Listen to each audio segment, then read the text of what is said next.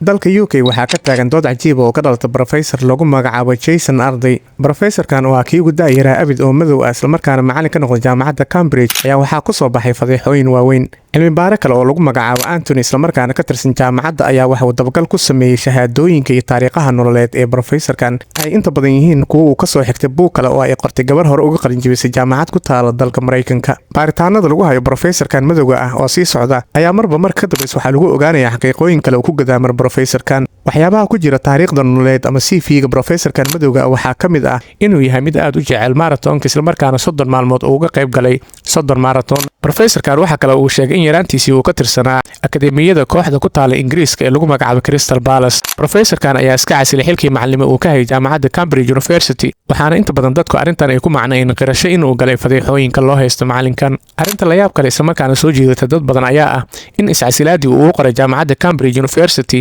lagu sheegay in uu ku diyaariyay aaladda macmalka ee lagu magacaabo AI.